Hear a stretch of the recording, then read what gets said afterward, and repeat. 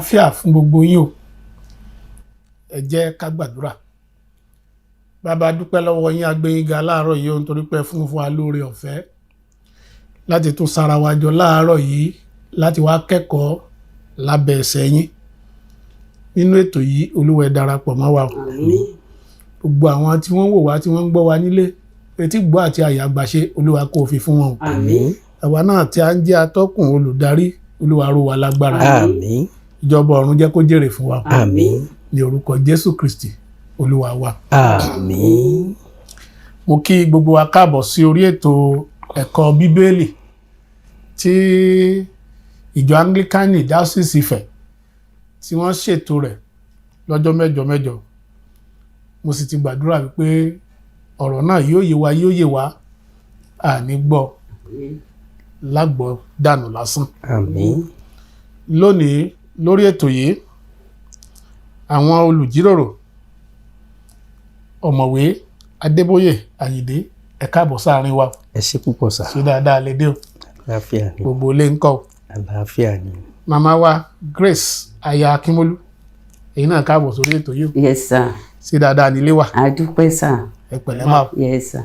Lórúkọ Jésù a máa mọ̀ ọ́ ṣe o. Àmín. Lónìí àkórí ọ̀rọ̀ wa òun la pè ní agbára àdúrà níbi ọjà wa. Ẹ ti mọ̀ wípé ìlànà Ọlọ́run fún ètò níbi ọjà là ń bá bọ̀. Ohun tó kàn lónìí tá a máa pẹ̀kẹ́lù òun ni agbára àdúrà níbi ọjà wa.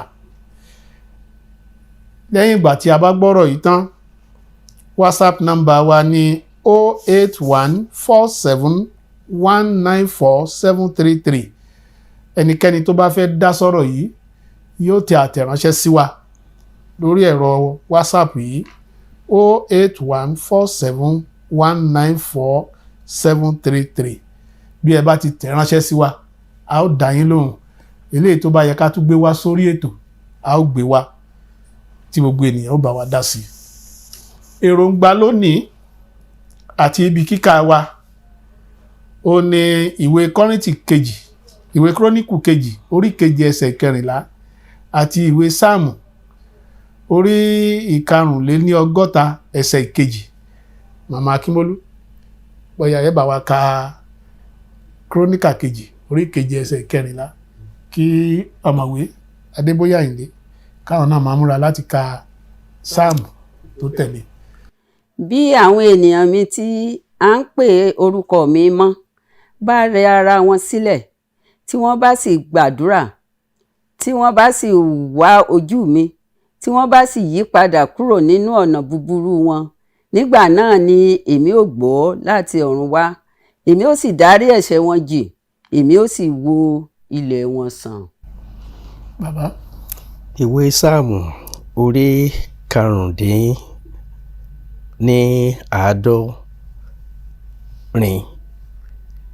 ẹsẹ̀ 2. Ìwọ tí ń gbọ́ àdúrà, sí ọ̀dọ̀ rẹ ni gbogbo ènìyàn ń bọ̀. Èròǹgbà wa lónìí ni láti jẹ́ kí a mọ ìtumọ̀ àdúrà, pé kí tiẹ̀ ní ìtumọ̀ àdúrà. Ìkejì, láti jẹ́ kí a mọ̀ pé agbára àdúrà ní gbogbo ọ̀nà wa níbi ọjà wa gan pàápàá. Agbára àdúrà kò ṣeé fi ọwọ́ rọ́ sẹ́yìn, kò ṣeé fojú fòdá. Àdúrà ní ohun gbogbo nínú ohun gbogbo. IFAARA gẹ́gẹ́ bí orin gbajúgbajà ni tí a máa ń kọ, àdúrà ní kókó ní kọ́kọ́rọ́, àdúrà ní kọ́kọ́rọ́, àdúrà ní olórí kọ́kọ́rọ́. Jésù bẹ̀rẹ̀ pẹ̀lú àdúrà, ó parí rẹ̀ pẹ̀lú àdúrà. Àdúrà ní olórí kọ́kọ́rọ́.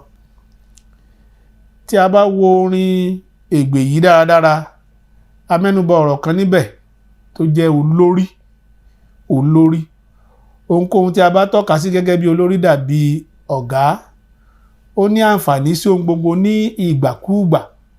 Bákan náà, àdúrà dàbí eré ìdárayá tí ó rọrùn tí ó sì tún le.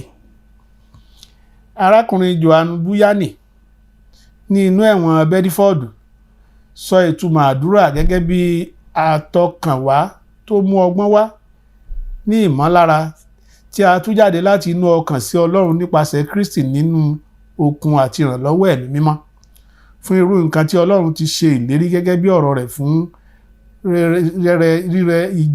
rere ijó pẹ̀lú ìtẹríba nínú ìgbàgbọ́ sí ìfẹ́ Ọlọ́run. Gẹ́gẹ́ bí arákùnrin yìí, ó hàn gbangba pé agbára àdúrà kò ṣeé gbà lásán, kì í ṣe ibi ọjà nìkan, ṣùgbọ́n ní gbogbo ìhà ayé wa, níbi ẹ̀kọ́, àwùjọ òṣèlú, àwùjọ ọrọ̀ ajé wa. Nítorí náà a nílò agbára àdúrà níbi ọjà wa. Ìwé Kíróníkà kejì orí keje ẹsẹ̀ 14 eléyìí sọ fún wa wípé a gbọ́dọ̀ rẹ ara wa sílẹ̀ láti lè wo ilé ibi ọjà wa tí ó kún fún onírúurú ìwà àrékérekè tí ó ti wọnú àwùjọ wa. Agbára àdúrà yí ipò tí kò dára sí èyí tó dára, tí ó sì mú ire wọ àwùjọ wa. Ó sì lè fi òpin sí ìjọba búburú. Púpọ̀ àdúrà kọ́ ló mú Ọlọ́run ṣe ohun tí ó bá fẹ́ ṣe, ṣùgbọ́n ohun tí ó pinnu lọ́kàn rẹ̀. Agbára àdúrà ó lágbára láti bí ibi gíga kápalẹ̀, ó lágbára láti sòkè dilẹ̀, ó sì lágbára láti mú ohun tá a ti rò pé kò lè dáa kó sọ di dídára. Agbára àdúrà la fi lè ṣe ohun gbogbo. Ó sì tún wá jẹ́ kó yé wa níbi tá a kà wípé kì í ṣe pé ká kún fàdúrà ká máa gbàsá yẹn gan ni ló má dúrà gbà o.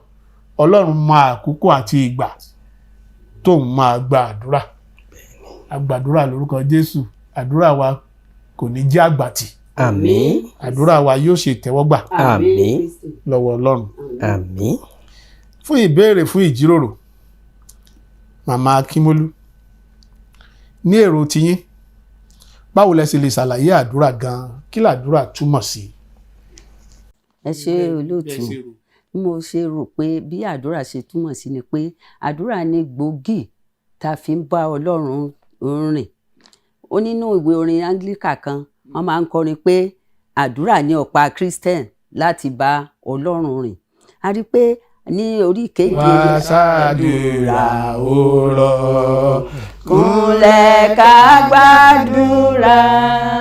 Àdúrà ni ọ̀pá Christian láti bọ́ Ọlọ́run rìn.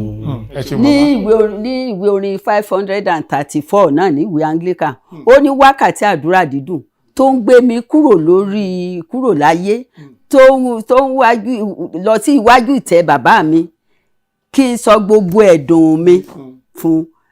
Àdúrà làbò fún ọkàn mi, èmi sì bọ́ lọ́wọ́ èṣù, nítorí pé àdúrà la fi ń kó ara wa lọ síwájú Ọlọ́run. Nǹkan tá a fẹ́, nǹkan tá a fẹ́, àdúrà yẹn la fi máa sọ fún Ọlọ́run. Ó tún ti jẹ́ ọ̀nà pàtàkì tí Ọlọ́run ń gbà láti bá wa sọ̀rọ̀, nítorí ìgbà míì tá a bá ń gbàdúrà báyìí, ọkàn á lọ síbì kan tó jẹ́ pé ọ̀nà tó lọ yẹn ọ̀nà gidi ni.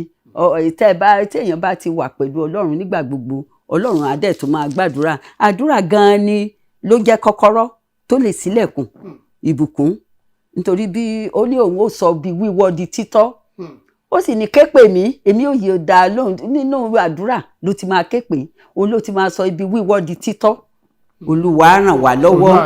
Àdúrà láti lè bọ́ Ọlọ́run sọ̀rọ̀. A pè jókòó báyìí pé máa gbọ́n tí mo fẹ́. Àdúrà ló ti lè gòkè lọ́run láti bá sọ̀rọ̀.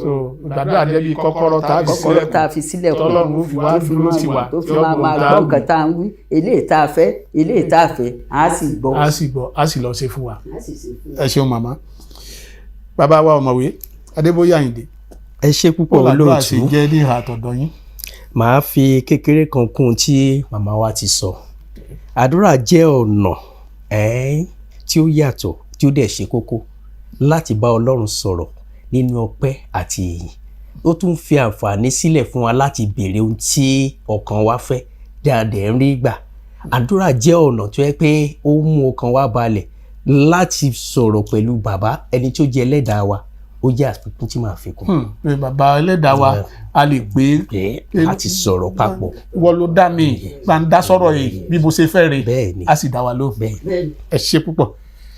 Ìbéèrè kejì láti inú àwọn ẹsẹ̀ Bíbélì yìí, bàbá wa ọ̀mọ̀wé Àyìndé ni mo fẹ́ béèrè question yìí lọ́wọ́ yín.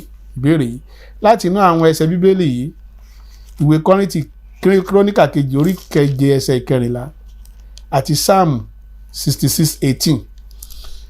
ẹ wá sọ fún wa àwọn ìdènà sí àdúrà, kí làwọn nǹkan tó lè dènà sí àdúrà èèyàn tí àdúrà ò fi ní gbà. ẹ ṣé púpọ̀ olóòtú. níbi tí ẹsẹ̀ tí àwọn ọmọ wa kà fún wa yẹn kíróníkù kejì orí ìkeje ẹsẹ̀ ìkẹrìnlá mi ò ní kà nítorí àkókò wa ṣùgbọ́n kókó mẹ́rin kan farahàn níbẹ̀ tó lè ṣe ìdènà sí àdúrà onígbàgbọ́. òun náà ni pé rírẹ ara ẹni sílẹ̀. tá a bá kọ̀ láì rẹ ara wa sílẹ̀ a kò lè gbàdúrà ká rójú rere Ọlọ́run. ohun kejì tó tún dàbí rẹ̀ ni gbígba àdúrà.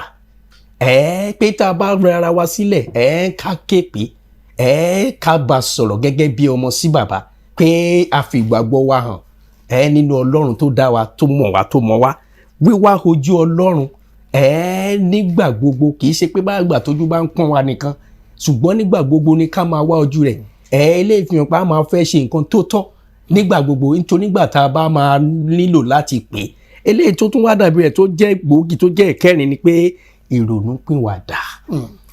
nǹkan mẹ́rin yẹn farahàn nínú ibi tí a kà ní kíróníkù yẹn. so ẹni tí ó bá ronúpìwàdà ẹ̀ṣẹ̀ rẹ̀ bọ́ bá kan lẹ̀kùn ní sí. ilẹ̀kùn ní sí o ilẹ̀kùn ní sí torí pé Ọlọ́run ò rí pé gbé ọkàn rẹ̀ fà mọ́ òun àbó ṣetán láti jẹ́ ohun tí Ọlọ́run pè sí láti jẹ́ bẹ́ẹ̀ ni ó jẹ́. ní ti sáàmù orí kẹrìndínláàádọ́rin ẹsẹ̀ ìkejìdínlógún yẹn ó jẹ́ kó yé wa pé bí èmi bá gba ẹ̀ṣẹ̀ ní ààyè ní àyà mi Olúwa kì yóò gbóhùn mi. Ọlọ́run fẹ́ wa ó nífẹ̀ẹ́ púpọ̀ ṣùgbọ́n ó kórìíra nǹkan tí í ṣe ẹ̀ṣẹ̀. ẹ̀ńtẹ́sẹ̀ bá ti wà nù ilé ayé ẹ̀ kò lè rí ojú rere Ọlọ́run kó mọ̀ wulẹ̀ képe. kọ́kàn waste time ara rẹ̀. gbogbo ìgbà tí a bá ti ní àǹfààní láti wà níwájú rẹ̀ ó fẹ́ ká wà ní pípé ká má rí ohun ẹ̀ṣẹ̀ kan nínú ayé wa. ìgbà náà la ti lòdì pé àdúrà wa ò ní lòdì àbí á jẹ́ ìtẹ́wọ́gbà á rí èrè àdúrà ó jẹ́ nǹkan tí mo fẹ́ sọ. so ẹni tó bá ti rẹ ara rẹ̀ sílẹ̀. bẹ́ẹ̀ni. ẹni tó bá sì ti sáfẹ́sẹ̀. bẹ́ẹ̀ni. kò ní sí ìdènà fún àdúrà rẹ̀. sí ìdènà fún àdúrà. lórúkọ Jésù àdúrà wa kò ní ní ìdènà. àmín. màmá Akínmọ́lú kí lẹ rí sọ sọ̀rọ̀ ìdènà sí àdúrà yìí nínú àwọn ẹsẹ̀ wúrà bíbélì bíi Jeremáyà orí 19 ẹsẹ̀ 13 Johanu orí 15 ẹsẹ̀ 7 kí ni àwọn ìdènà. ẹ ṣé bàbá wa tí a bá tilẹ̀ wo Jeremáyà orí 19 yẹn àti ẹsẹ̀ 13 ó ní ẹ̀yin ó sì ṣàfẹ́rí mi ẹ ó sì rí mi nítorí ẹ ó fi gbogbo ọkàn yín wá mi. Ìdènà àdúrà ni pé nǹkan tó máa ń fa ìdènà sí àdúrà wa kì í ṣe pé etí Ọlọ́run ò di láti gbọ́rọ̀ wa o ọwọ́ ò sì kúrú láti gbà wá ṣùgbọ́n iyèméjì ń bá ọ̀pọ̀lọpọ̀ ọjà tó ń dènà àdúrà. ó ń fi iyèméjì tí wọ́n bá ṣe ti bí díẹ̀ wọ́n á bá ǹjẹ́ àdúrà yóò ní pẹ́ báyìí wọ́n á tó tọ́lé aláwo lọ wọ́n á tọ́lé oníkíní lọ òun ló mú ìdènà sí àdúrà.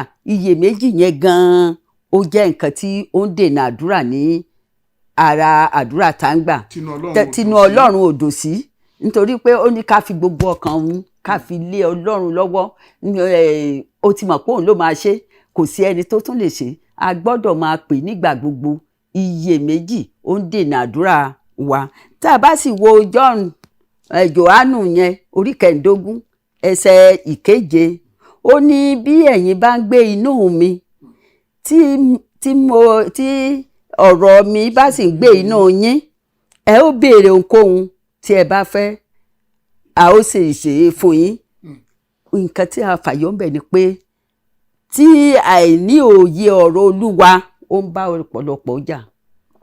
ìgbà tí wọ́n bá sọ wọ́n á ní ẹnìkan ló sọ ńjọ́ kan ó ní wọ́n bá rí i pé ẹ̀jẹ̀ ló pọ̀ ní gbogbo ara ó lóun ní ẹ̀jẹ̀ Jésù Kristi ni ẹ̀jẹ̀ Jésù Kristi ló bò òun ó ní òun ti sọ pé ó ní kò sí ohun kan tí wọ́n ṣe sí òun tí ó lè affect òun tí ó ṣe nǹkan kan lára òun nítorí pé ẹ̀jẹ̀ Jésù bò òun nítorí ọ̀rọ̀ Ọlọ́run wà nú rẹ̀ ó gbé Jésù gbénú rẹ̀ òun náà gbénú Jésù ó dẹ̀ ti mọ̀ pé kò sí nǹkan nítorí ó ti sọ nínú ọ̀rọ̀ rẹ̀ pé ké pè mí èmi ò sì dá ọ lóhùn kí ló èèyàn tó ń wá ká kò sí nǹkan tó tún yẹ kéèyàn máa wá ká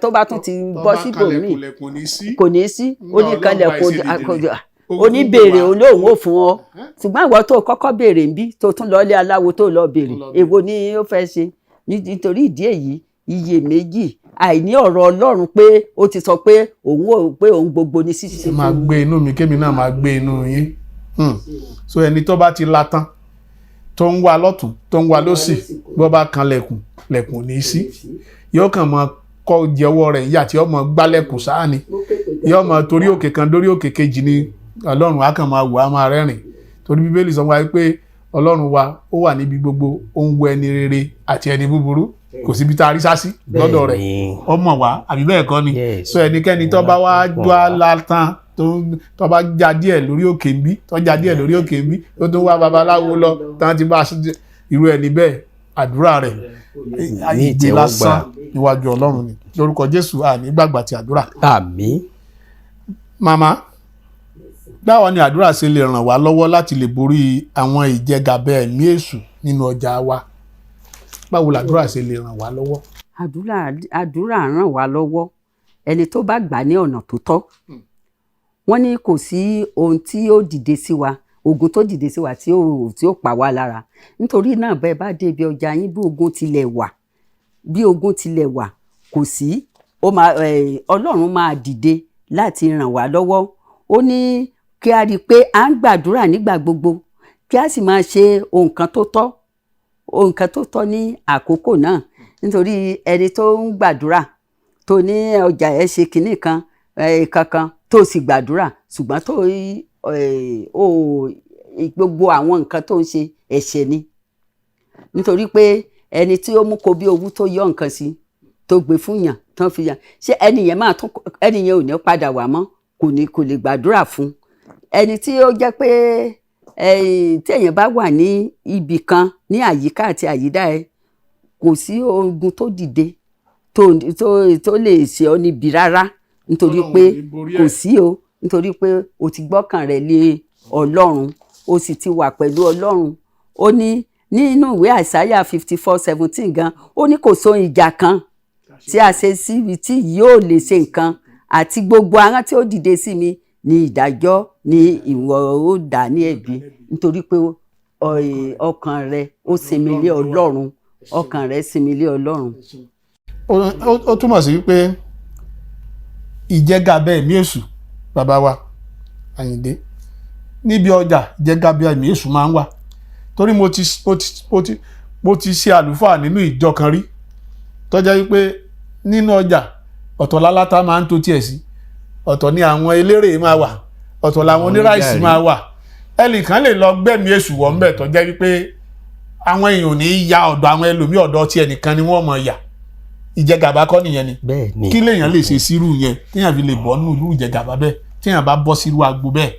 ẹ ṣe púpọ̀ olóòtú Bíbélì náà jẹ́ kó yé wa pàápàá nínú ìwé Éfésù orí 5 ẹsẹ̀ 14 ó ní ká máa ra ìgbà padà nítorí búburú ni ọjọ́ tá a bá wò ó tí ọmọ Ọlọ́run bá rí kò síbi tí ènìyàn ti péjọ tá a rí ìjẹgàba owú ìlara ó máa ń ṣẹlẹ̀ níbi ọjà náà jẹ́ pé a máa rí àwọn kan tó wá fẹ́ máa lo agbára òkú láti fi darí àbí darí àwọn ènìyàn sọ́dọ̀ ara tiwọn nìkan so ó ṣeé ṣe kó wà ṣùgbọ́n a rí àdúrà gẹ́gẹ́ bí ọ̀nà kan gbòógì gẹ́gẹ́ bí idà láti dojúkọ àrékérekè Sátánì tó lè máa farahàn nípa ìjẹgàba níbi òwò náà pé tí ọmọ Ọlọ́run bá màdúrà gbà bákan náà ni ìwé Éfésù jẹ́ kó yá ní orí 6 ẹsẹ̀ 13 títí dé 14 ṣùgbọ́n tá a bá wọ ẹsẹ̀ 13 yẹn ó ní tá a bá ti ṣe gbogbo nǹkan tán láti dúró àwa lè dúró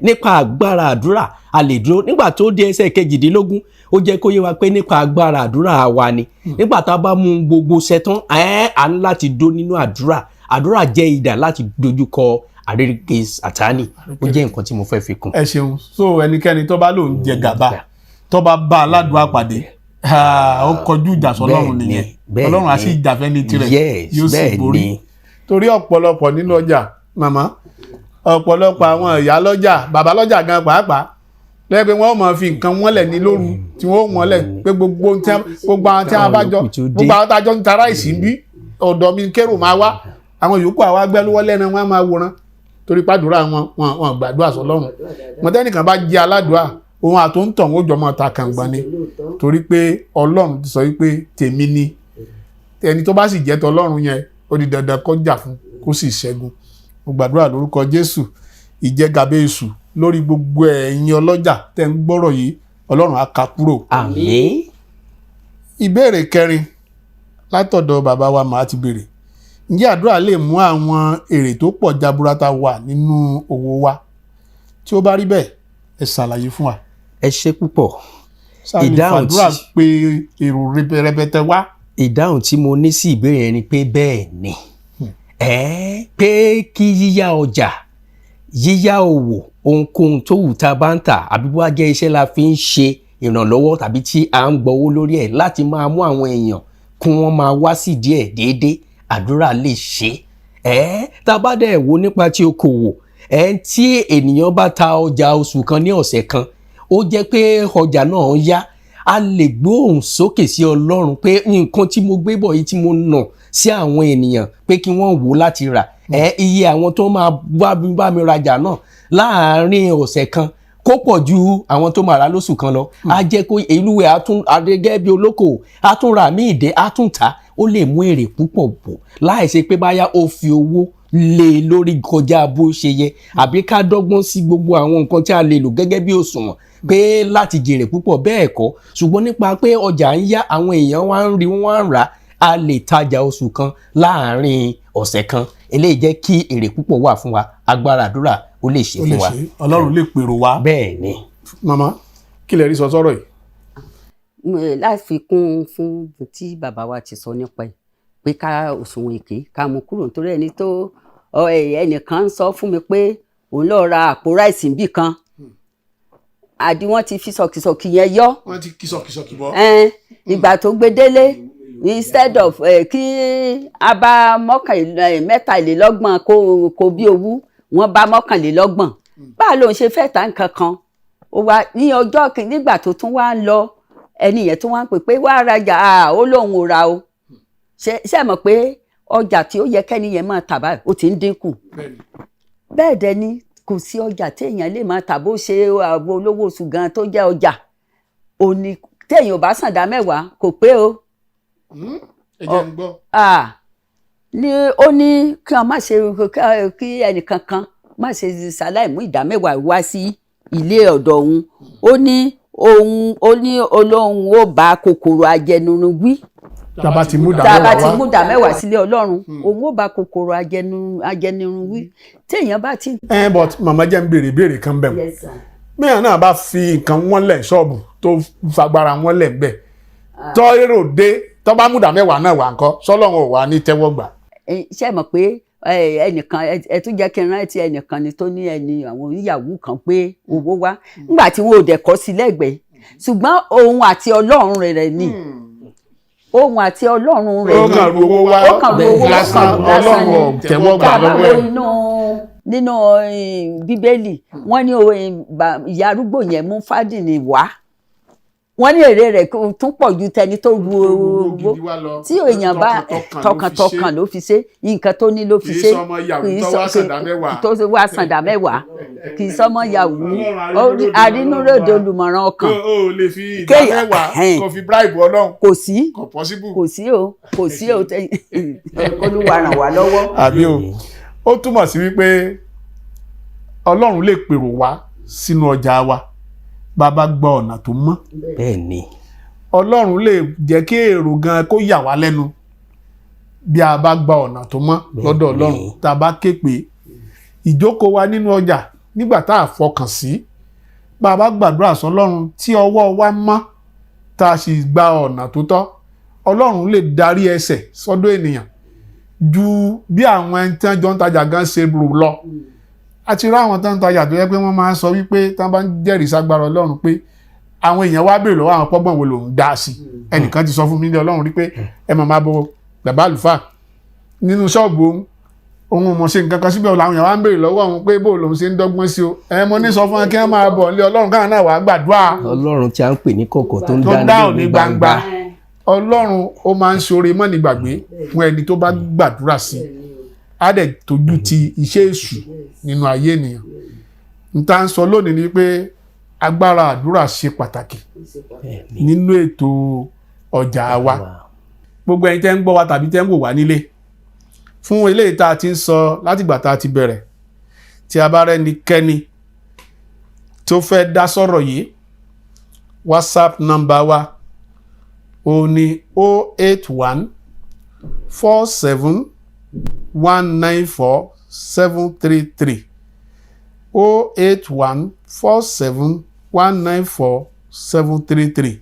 Tẹ́ bá tẹ àtẹ̀ránṣẹ́ sí wa, á dá yín lóhùn. Tó bá yẹ ká gbé wá sórí ètò láti jẹ́ kí gbogbo ẹni ilé ká tún gbọ́ ká tún jọ gbẹ̀kẹ́lù, a ó gbé wá. Bí a ti ń ṣe bẹ́ẹ̀ gẹ́lẹ́, Ọlọ́run yóò mọ̀ gbà fún wa o. Àmín. Ọ̀rọ̀ ìparí. Ará nínú Olúwa, agbára àdúrà níbi ọjà wa, a nílò rẹ̀ gan-an, pàápàá jùlọ níbi tí kò bá sí òtítọ́, tí òṣùwọ̀n èké wà, àti gbogbo onírúurú ìṣẹ̀lẹ̀ tí kò mú inú ènìyàn dùn nínú ètò ọrọ̀ ajé wa.